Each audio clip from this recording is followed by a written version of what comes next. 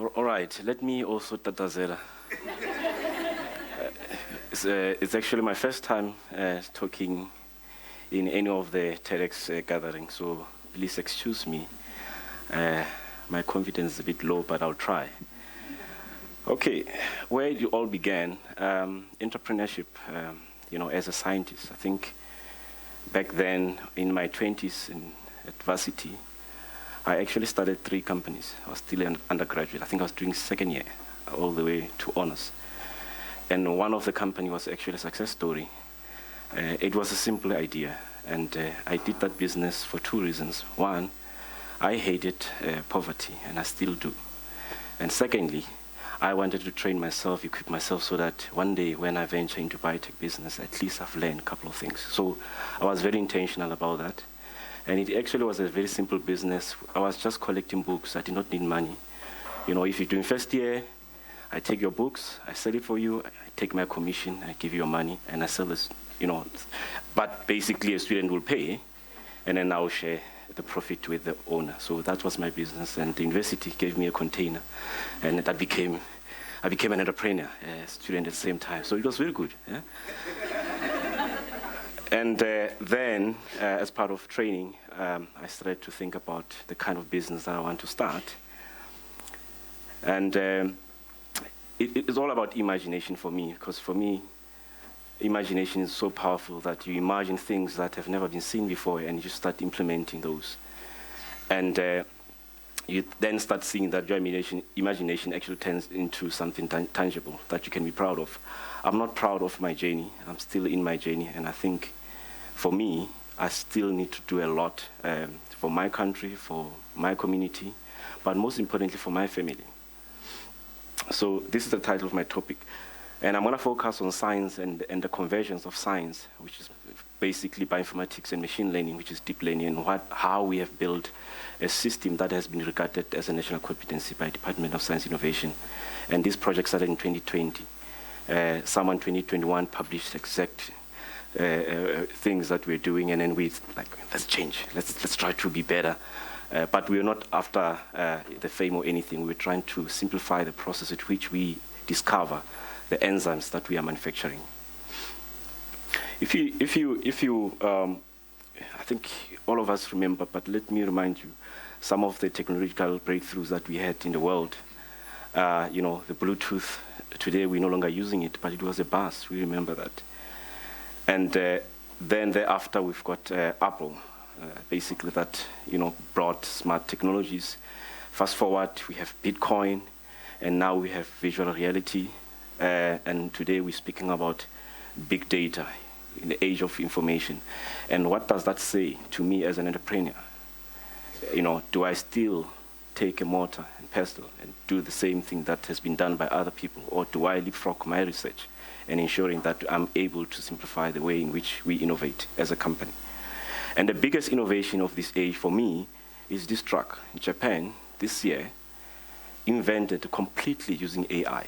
Yeah, so this is the biggest innovation for me, and that's why I'm very much interested in AI and science and that convergence and what that means for the world to which we're going to be living in as human beings. So our concept as a company started like this. So we went into the Cape Biosphere, the Cape Floral Kingdom, which the company that I run called Cape Bio actually is named after Cape Biosphere. I know Cape Town people like to claim the word Cape, but I'll say Eastern Cape also deserves to claim the word Cape. So as Northern Cape, so as Cape Verde, so as anyone that identifies themselves within the region that is Cape. So this is where we started. So we started collecting soil samples, going to the laboratory, processing those. If you're doing bioinformatics or you're doing molecular biology, you will sequence, send them to sequence. You've got a huge data, Excel sheet basically, of very random reads basically. And for us to identify a particular enzyme, we had to basically go manual. Take the sequence, go online, blast it, and then you figure out what it is. Come back again and say, okay, this sequence is not, it's truncated, or it's some funny word, or it's something else. We then said, for us to be able to classify and identify these enzymes that we are producing, we have to find ways in which we can rationalize this data. And AI was the solution for us. So we developed this in 2020 during COVID. And we were using both marine biodiversity data and the soil data. And this is where our project started. And one of the products that we developed is called TET-DNA polymerase. This is the enzyme that's actually used in PCR, across all PCR related, whether it's forensic analysis for crime scene, whether it's for rape kits, whether it's for diagnostics, and we use the same technology. If you can see here, our product was outcompeting some of the, is outcompeting some of the competitors in the market. We then used this technology to basically develop Africa's first COVID-19 PCR test. And remember at the time, the supply chain issues, I think someone spoke about that. And we came and we responded. We said, we can't be just looking around and relying on importations. We have to do something because people are dying, and most of the deaths were as a result of, the backlogs that we experience. And working in that system, I went to some of the laboratories and they had papers, applications for people to be tested. And some of those people were already dead at that time. So for us, we wanted to make sure that we have a solution that is quicker, faster, and efficient for South Africa so that we're able to respond to the pandemic. So that was the story that broke in 2020.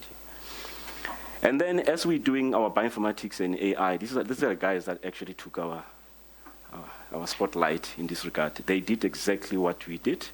Nonetheless, I acknowledge them because they were excellent, because they went to different ecosystems for them to collect data. They ended at bioinformatics, meaning, through computational means, meaning you can basically do your bioinformatics processing, without necessarily having to, to code. And we then said, fine, this is the classes that they found, and this is exactly how we presented our data too. And they did exactly that. And you'll be shocked if you're a scientist that you do something for 2 years or a year. After that, you see someone having published exactly what you did. This is exactly what happened. But nonetheless, they found 6 classes from different environments of enzymes, and these are the enzymes that are confirmed globally, right? And then we went on to do our machine learning, meaning we took the bioinformatics, which they did, which we are also doing.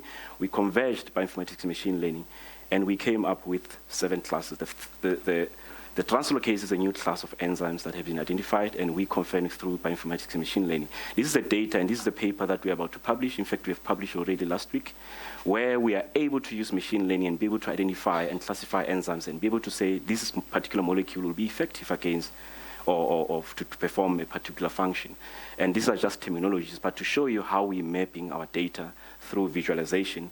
And we developed a dashboard. Basically, if you are a scientist, you are saying to yourself that you've got some data that you want to process. You can store it. We recently bought servers. We've got a server in our facility where you can connect wherever you are with your data. You can do bioinformatics processing because we embedded algorithms within that platform, and we can do machine learning processing, algorithms embedded, meaning in future, if you want to do bioinformatics work and you're a non-bioinformatician, you can use this platform.